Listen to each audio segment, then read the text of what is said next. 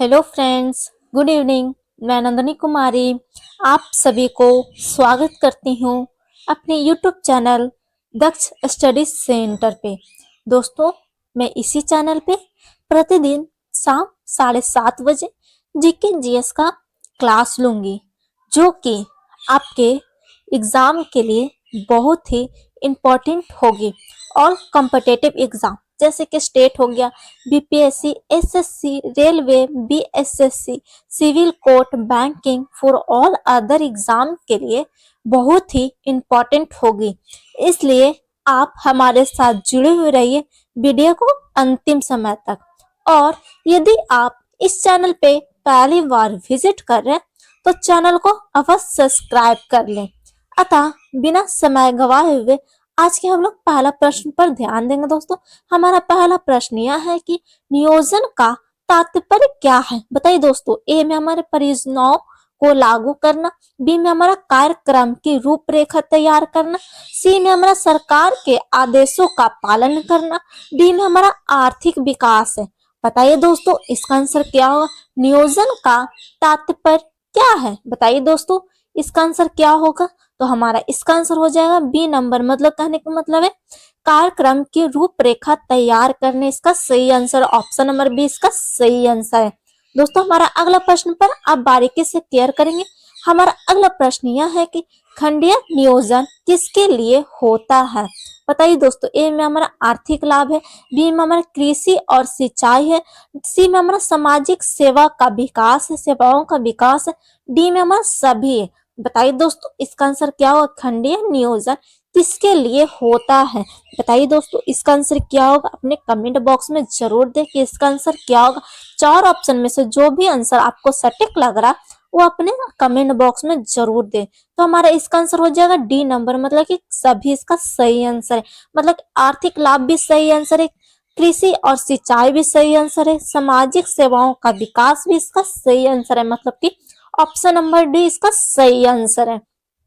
हमारा आप अगला प्रश्न पर आप ध्यान देंगे। दोस्तों, हमारा अगला प्रश्न यह है कि प्रादेशिक नियोजन का उद्देश्य क्या है। बताइए दोस्तों, ए में हमारा विशेष क्षेत्रों में आर्थिक विकास, बी में हमारा शिक्षा का प्रसार, सी में हमारा भौतिक संरचना का विकास है, डी में हमारा ग्रामीण क्षेत्रों का विकास है। बताइए दोस्तों, इसका आंसर क्या होगा। प्रादेशिक नियोजन का उद्देश्य क्या है। बताइए इसका आंसर क्या होगा दोस्तों। तो हमारा इसका आंसर हो जाएगा ए नंबर। मतलब कि इसका एप्पल आंसर इसका सही है। मतलब कि विशेष क्षेत्रों में आर्थिक विकास इसका सही आंसर है। ऑप्शन नंबर ए इसका सही आंसर है। दोस्तों, हमारा अगला प्रश्न पर आप बारीकी से केयर करेंगे। हमारा अगला प्रश्न यह है कि पर्वतीय विकास कार्यक्रम का मुख्य उद्देश्य क्या था।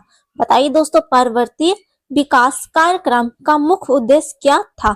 बताइए दोस्तों, ए में हमारा जनजातीय क्षेत्रों का विकास है, बी में हमारा शहरी क्षेत्रों का विकास है, सी में हमारा पर्यटन को बढ़ावा देना है, डी में हमारा शिक्षा को बढ़ावा देना है। बताइए दोस्तों, इसका आंसर क्या होगा। थोड़ा फास्ट आंसर दीजिए अपने कमेंट बॉक्स में और कमेंट अवश्य करें। गलत होने से तो आप बिल्कुल मत डरिए कि मेरा क्वेश्चन गलत हो जा रहा है, गलत या सही, तब ना आपको पता चलेगा मेरे एग्जाम की तैयारी कैसे चल रही है। तो बताइए दोस्तों, इसका आंसर क्या होगा। पर्वतीय विकास कार्यक्रम का मुख्य उद्देश्य क्या था। बताइए दोस्तों, इसका आंसर क्या होगा। तो 5 नंबर क्वेश्चन का आंसर हो जाएगा हमारा ए नंबर। मतलब कि एप्पल इसका सही आंसर है। मतलब कि जनजातीय क्षेत्रों का विकास इसका सही आंसर है। ऑप्शन नंबर ए इसका सही आंसर है। हमारा अब अगला प्रश्न पर ध्यान देंगे। दोस्तों, हमारा अगला प्रश्न यह है कि पर्वतीय विकास कार्यक्रम कब शुरू हुआ था। बताइए दोस्तों, पर्वतीय विकास कार्यक्रम कब शुरू हुआ था। ए में हमारा 1951 है, बी में हमारा 1981 है, सी में हमारा 1972 है, डी में हमारा 1951 है। बताइए दोस्तों, इसका आंसर क्या होगा। पर्वतीय विकास कार्यक्रम कब शुरू हुआ था। बताइए दोस्तों, हमारा इसका आंसर क्या होगा। तो 6 नंबर क्वेश्चन का आंसर हो जाएगा बी नंबर। मतलब कहने का मतलब है 1981 इसका सही आंसर है। दोस्तों, यदि आप इस चैनल पे पहली बार विजिट कर रहे हैं तो चैनल को अवश्य सब्सक्राइब कर लें, सब्सक्राइब अवश्य कर लें। हमारा अब अगला प्रश्न पर हम ध्यान देंगे। दोस्तों, हमारा अगला प्रश्न स्वाभाविक क्षेत्र विकास कार्यक्रम मुख्य उद्देश्य क्या था। बताइए दोस्तों, सूखा स्वाभाविक क्षेत्र कार्यक्रम का मुख्य उद्देश्य क्या था। ए में हमारा सूखे से बचाव, बी में हमारा सिंचाई का विकास है, सी में हमारा रोजगार का प्रदान करना, डी में हमारे कृषि को बढ़ावा देना। बताइए दोस्तों इसका आंसर क्या होगा? सूखा स्वाभाविक क्षेत्र विकास कार्यक्रम का मुख्य उद्देश्य क्या था? बताइए दोस्तों इसका आंसर क्या होगा? तो हमारा 7 नंबर क्वेश्चन का आंसर हो जाएगा सी नंबर, मतलब कहने का मतलब रोजगार प्रदान करना इसका सही आंसर। ऑप्शन नंबर इसका सी इसका सही आंसर है। दोस्तों आप हमारा अगला प्रश्न पर ध्यान देंगे।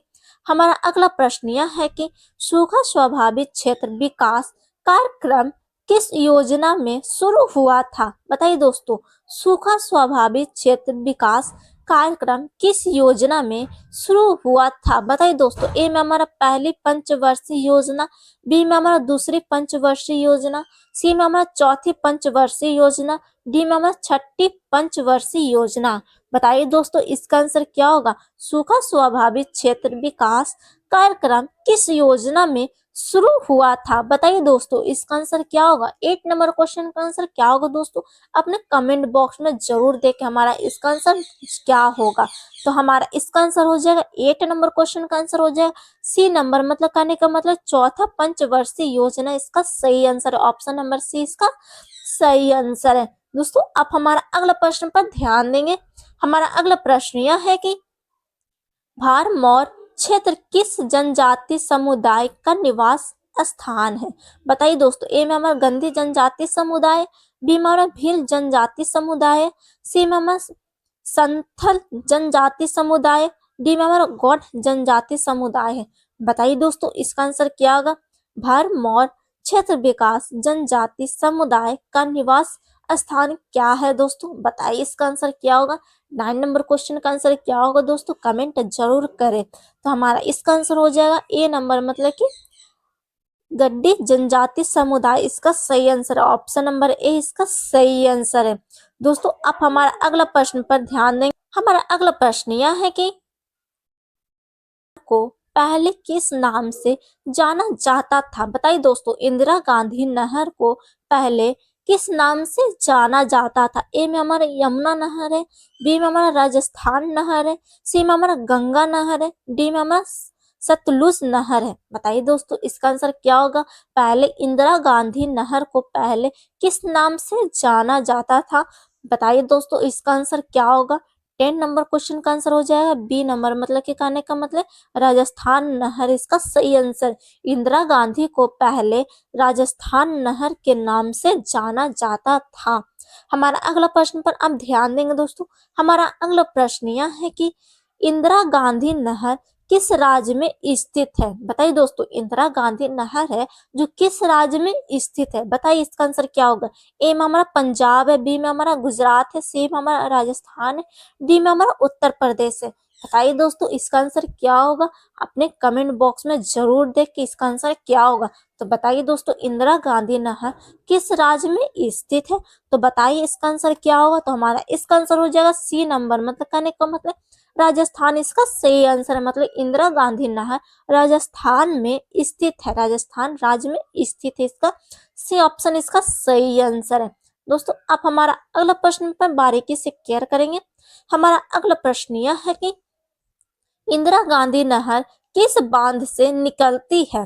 बताइए दोस्तों इंदिरा गांधी नहर है किस बांध से निकलती है? ए में हमारा भाखड़ा बांध से है, सी में हमारा हिरके बांध से, डी में हमारा टिहरी बांध से, डी में हमारा नागार्जुन बांध से है। बताइए दोस्तों इसका आंसर क्या होगा? इंदिरा गांधी नहर किस बांध से निकलती है? बताइए दोस्तों इसका आंसर क्या होगा? आप कमेंट बॉक्स में जरूर देखें हमारा इसका आंसर क्या होगा। गलत या सही होने से तो बिल्कुल मत डरिए कि गलत हो रहा है या सही सही होगा, गलत या सही होगा तभी ना आपको पता चलेगा मेरा एग्जाम की तैयारी कैसा चल रहा है। तो बताइए दोस्तों इसका आंसर क्या होगा? 4 ऑप्शन में से जो भी आंसर आपको सटीक लग रहा है वो अपने कमेंट बॉक्स में जरूर दें। तो बताइए दोस्तों इंदिरा गांधी नहर किस बांध से निकलती है? तो बताइए दोस्तों इसका आंसर क्या होगा? 12 नंबर क्वेश्चन का आंसर हो जाएगा बी नंबर, मतलब कहने का मतलब है ऑप्शन नंबर बी इसका सही आंसर, मतलब कि हरिके बांध इसका सही आंसर है, मतलब ऑप्शन नंबर बी इसका सही आंसर है। दोस्तों आप हमारा अगला प्रश्न पर आप बारीकी से केयर करेंगे। हमारा अगला प्रश्न यह है कि इंदिरा गांधी नहर की कुल लंबाई कितनी है? बताइए दोस्तों, इंदिरा गांधी की नहर की कुल लंबाई कितनी है? ए में हमारा 9060 किलोमीटर है, बी में हमारा 1500 किलोमीटर है, सी में हमारा 1000 किलोमीटर है, डी में हमारा 2500 किलोमीटर है। बताइए दोस्तों, इंदिरा गांधी नहर की कुल लंबाई कितनी है? बताइए दोस्तों, इसका आंसर क्या होगा? तो हमारा 13 नंबर क्वेश्चन का आंसर क्या होगा दोस्तों? अपने कमेंट बॉक्स में जरूर दें। तो हमारा इसका आंसर हो जाएगा ए नंबर, मतलब कहने का मतलब है 9060 किलोमीटर इसका सही आंसर, मतलब कि ऑप्शन नंबर ए इसका सही आंसर है। दोस्तों, आप हमारा अगला प्रश्न पर ध्यान देंगे। हमारा अगला प्रश्न यह है कि इंदिरा गांधी नहर परियोजना का कार्य कितने चरणों में पूरा हुआ? बताइए दोस्तों, इंदिरा गांधी नहर परियोजना का कार्य कितने चरणों में पूरा हुआ? ए में हमारा 1 है, बी में हमारा 2 है, सी में हमारा 3 है, डी में हमारा 4 है। बताइए दोस्तों, इसका आंसर क्या होगा? इंदिरा गांधी नहर परियोजना का कार्य कितने चरणों में पूरा हुआ? बताइए दोस्तों, इसका आंसर क्या होगा? तो 14 नंबर क्वेश्चन का आंसर क्या होगा दोस्तों? अपने कमेंट बॉक्स में जरूर दें और थोड़ा फास्ट आंसर दीजिए। तो हमारा इसका आंसर हो जाएगा बी नंबर, कहने का मतलब 2 इसका सही आंसर। इंदिरा गांधी नहर परियोजना का कार्य 2 चरणों में पूरा हुआ। दोस्तों, इसका ऑप्शन नंबर 20 का सही आंसर है। दोस्तों, आप हमारा अगला प्रश्न पर ध्यान देंगे। हमारा अगला, इंदिरा गांधी नहर परियोजना के पहले चरण में किन क्षेत्रों को शामिल किया गया था? बताइए दोस्तों, इंदिरा गांधी नहर परियोजना के पहले चरण में किन क्षेत्रों को शामिल किया गया था? ए में हमारा गंगानगर, हनुमानगढ़, बीकानेर, बी में हमारा जयपुर, जोधपुर और उदयपुर है, सी में हमारा अजमेर है, अलवारा है, भागलपुर है, डी में हमारा जैसलमेर है, बाड़मेर है, सिरोही है। बताइए दोस्तों, इसका आंसर क्या होगा? इंदिरा गांधी नहर परियोजना के पहले चरण में किन क्षेत्रों को शामिल किया था? बताइए दोस्तों, इसका आंसर क्या होगा? 15 नंबर क्वेश्चन का आंसर क्या होगा दोस्तों? अपने कमेंट बॉक्स में जरूर दे। तो हमारा इसका आंसर हो जाएगा 15 नंबर क्वेश्चन का आंसर हो जाएगा ए नंबर, मतलब कहने का मतलब है गंगानगर, हनुमानगढ़ और बीकानेर इसका सही आंसर। ऑप्शन नंबर ए इसका सही आंसर है। दोस्तों, आप हमारा अगला प्रश्न पर बारीकी से केयर करेंगे। हमारा अगला प्रश्न यह है कि सतत पोषी विकास का मुख्य उद्देश्य क्या है? बताइए दोस्तों, सतत पोषीय विकास का मुख्य उद्देश्य क्या है? ए में हमारा प्राकृतिक संसाधनों का संरक्षण, बी में हमारा उद्योगों का विकास, डी में हमारा शहरीकरण को बढ़ावा देना है, डी में हमारा रोजगार के अवसर बढ़ाना है। बताइए दोस्तों, सतत पोषीय विकास का मुख्य उद्देश्य क्या है? बताइए दोस्तों, इसका आंसर क्या होगा? अपने कमेंट बॉक्स में जरूर दें और थोड़ा फास्ट आंसर दीजिए। तो बताइए दोस्तों, इसका आंसर क्या होगा? सतत पोषीय विकास का मुख्य उद्देश्य क्या था? तो हमारा इसका आंसर हो जाएगा ए नंबर, मतलब कहने का मतलब कि प्राकृतिक संसाधनों का संरक्षण इसका सही आंसर। ऑप्शन नंबर ए इसका सही आंसर है। दोस्तों, हमारा अगला प्रश्न पर हम ध्यान देंगे। हमारा अगला, बताइए दोस्तों, जल संघन फसलों को बोने की वजह किन फसलों की खेती को प्रोत्साहित किया गया है? बताइए दोस्तों, ए में हमारा गेहूं है, बी में हमारा चावल, सी में हमारा खट्टे फल, डी में हमारा गन्ना है। बताइए दोस्तों, इसका आंसर क्या होगा? जल संघन फसलों को बोने की वजह किन फसलों की खेती को प्रोत्साहित किया गया है? बताइए दोस्तों, इसका आंसर क्या होगा? अपने कमेंट बॉक्स में जरूर दें और थोड़ा फास्ट आंसर दीजिए। तो हमारा इसका आंसर हो जाएगा 17 नंबर क्वेश्चन का आंसर हो जाएगा हमारा सी नंबर, मतलब कि खट्टे फल इसका सही आंसर है। ऑप्शन नंबर सी इसका सही आंसर है। दोस्तों, आप हमारा अगला प्रश्न पर ध्यान देंगे। हमारा अगला प्रश्न यह है कि सतत पोषीय विकास के लिए वनीकरण का महत्व क्या है? बताइए दोस्तों, इनमें हमारा कृषि उत्पादन बढ़ाने के लिए भी, हमारा पारिस्थितिकी संतुलन बनाए रखने के लिए, सी में हमारा औद्योगिक विकास के लिए, डी में हमारा जनसंख्या वृद्धि के लिए। बताइए दोस्तों, सतत पोषीय विकास के लिए वनीकरण का महत्व क्या है? बताइए दोस्तों, इसका आंसर क्या होगा? अपने कमेंट बॉक्स में जरूर दें। तो हमारा इसका आंसर हो जाएगा 18 नंबर क्वेश्चन का आंसर हो जाएगा ऑप्शन नंबर 20 का सही आंसर, मतलब कि पारिस्थितिकी संतुलन बनाए रखने के लिए इसका सही आंसर है। दोस्तों, यदि आप इस चैनल पे पहली बार विजिट कर रहे हैं तो चैनल को अवश्य सब्सक्राइब कर लें। अब हमारा अगला प्रश्न पर बारीकी से केयर करेंगे दोस्तों। हमारा अगला प्रश्न यह है कि जल संरक्षण के लिए किस कार्य को आंध्र प्रदेश में लागू किया गया? बताइए दोस्तों, जल संरक्षण के लिए विकास कार्यक्रम को आंध्र प्रदेश में लागू किया गया। बताइए दोस्तों, इसका आंसर क्या होगा? ए में हमारा हरियाली है, बी में हमारा अलवरी पानी साधन है, सी में हमारा नीरू मीरू है, डी में हमारा जल शक्ति है। बताइए दोस्तों, इसका आंसर क्या होगा? अपने कमेंट बॉक्स में थोड़ा फास्ट आंसर दीजिए। जल संरक्षण के लिए किस कार्यक्रम को आंध्र प्रदेश में लागू किया गया? बताइए दोस्तों, इसका आंसर क्या होगा? 4 ऑप्शन में से जो भी आंसर आपको सही लग रहा है वो अपने कमेंट बॉक्स में जरूर दें। तो बताइए दोस्तों, इसका आंसर क्या होगा? तो हमारा 19 नंबर क्वेश्चन का आंसर हो जाएगा सी नंबर, मतलब कहने का मतलब है नीरू मीरू इसका सही आंसर, ऑप्शन नंबर सी इसका सही आंसर है। दोस्तों, आप हमारा अगला प्रश्न पर बारीकी से केयर करेंगे। हमारा अगला प्रश्न यह है कि जिन किस राज्य में अलवरी पानी साधन कार्यक्रम चलाया गया था? बताइए दोस्तों, किस राज्य में अलवरी पानी साधन कार्यक्रम चलाया गया था? ए में हमारा गुजरात है, बी में हमारा राजस्थान है, सी में हमारा उत्तर प्रदेश है, डी में हमारा हरियाणा है। बताइए दोस्तों, इसका आंसर क्या होगा? किस राज्य में अलवरी पानी साधन कार्यक्रम चलाया गया था? बताइए दोस्तों, इसका आंसर क्या होगा? अपने कमेंट बॉक्स में जरूर दे। तो हमारा 20 नंबर क्वेश्चन का आंसर हो जाएगा बी नंबर, मतलब कहने का मतलब है राजस्थान इसका सही आंसर है, मतलब ऑप्शन नंबर बी इसका सही आंसर है। दोस्तों, आप हमारा अगला प्रश्न पर ध्यान देंगे। हमारा अगला प्रश्न यह है कि भारतीय राष्ट्रीय जल नीति कब लागू की गई थी? बताइए दोस्तों, भारतीय राष्ट्रीय जल नीति कब लागू की गई थी? ए में हमारा 2001 है, बी में हमारा 2002 है, सी में हमारा 2010 है, डी में हमारा 1999 है। बताइए दोस्तों, इसका आंसर क्या होगा? 21 नंबर क्वेश्चन का आंसर क्या होगा दोस्तों? अपने कमेंट बॉक्स में जरूर दे। बताइए दोस्तों, भारतीय राष्ट्रीय जल नीति कब लागू की गई थी? तो हमारा इसका आंसर हो जाएगा बी नंबर, मतलब कहने का मतलब है 2002 इसका सही आंसर है, ऑप्शन नंबर बी इसका सही आंसर है। अब हमारा अगला प्रश्न पर ध्यान देंगे दोस्तों। हमारा अगला प्रश्न यह है कि भारतीय राष्ट्रीय जल नीति का मुख्य उद्देश्य क्या था? बताइए दोस्तों, भारतीय राष्ट्रीय जल नीति का मुख्य उद्देश्य क्या था?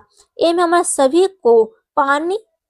को पीने का पानी उपलब्ध कराना, बी में हमारा जल की बर्बादी रोकना, सी में हमारा जलवायु परिवर्तन को रोकना, डी में हमारा समुद्री जल का उपयोग बढ़ाना।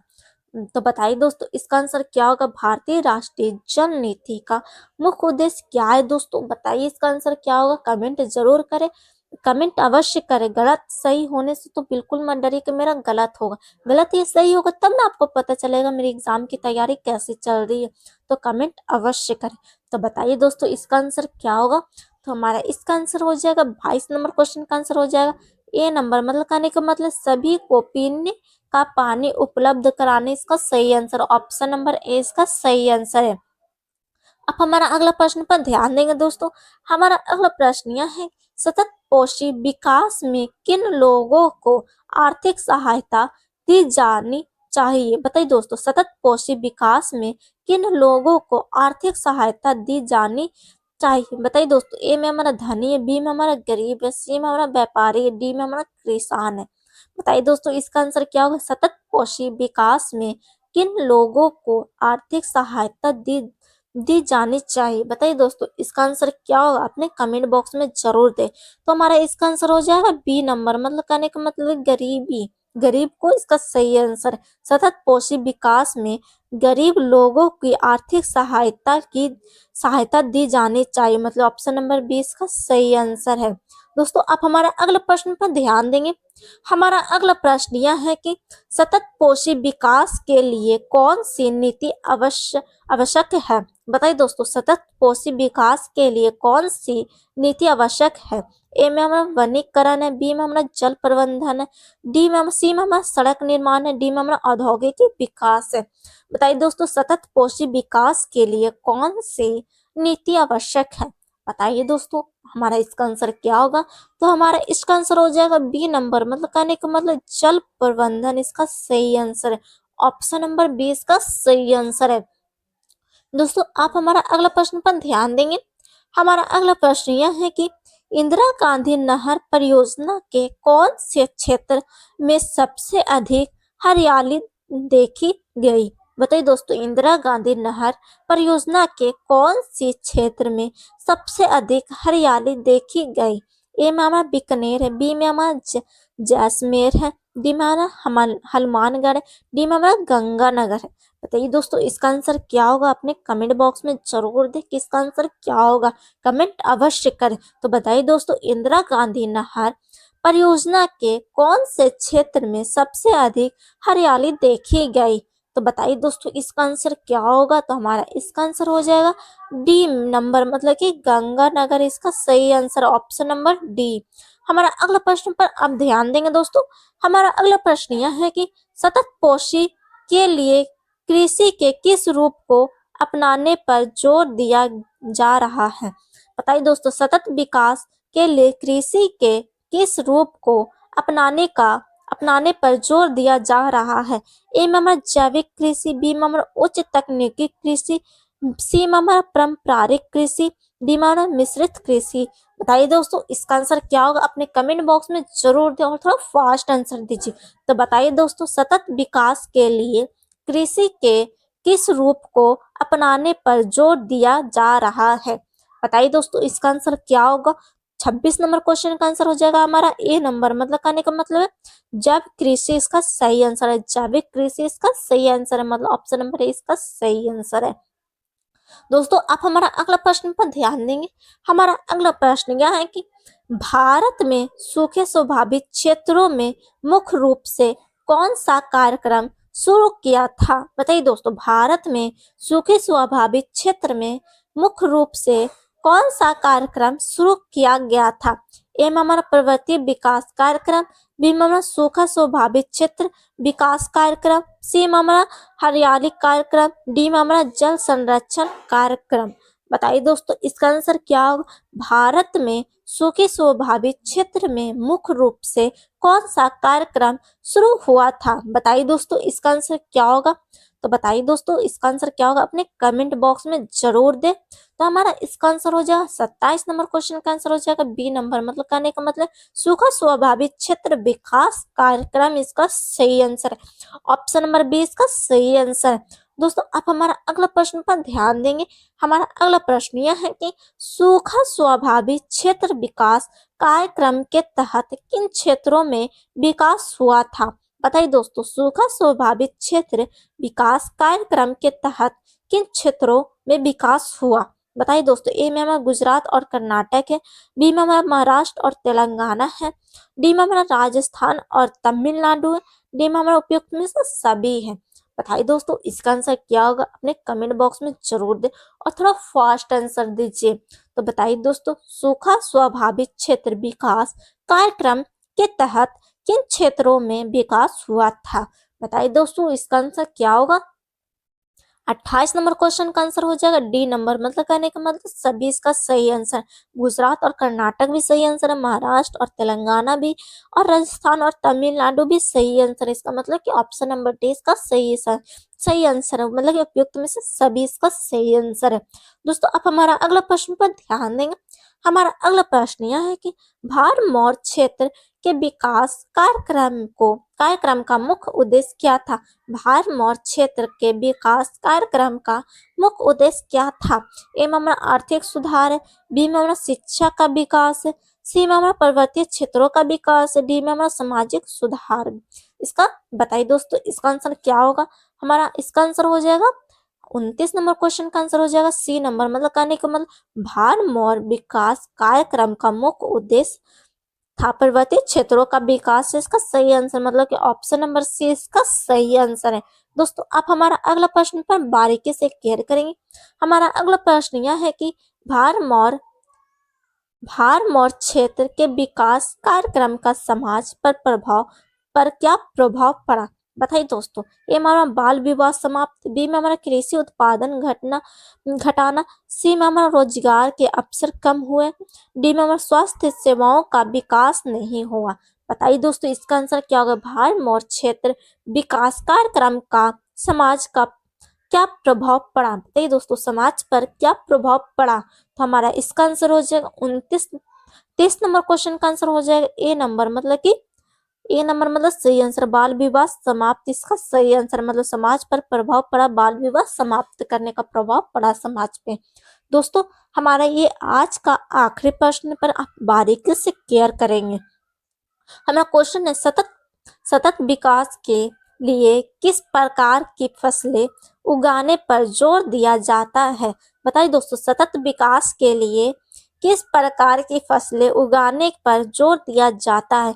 ए मामा जल संघन फसलें, बी मामा पारंपरिक फसलें, डी मामा सूखा प्रतिरोधी फसलें, डी मामा नगदी फसलें। बताइए दोस्तों, इसका आंसर क्या होगा? अपने कमेंट बॉक्स में जरूर दें। यह हमारा आज का आखिरी प्रश्न है। तो बताइए दोस्तों, सतत विकास के लिए किस प्रकार की फसलें उगाने पर जोर दिया जाता है?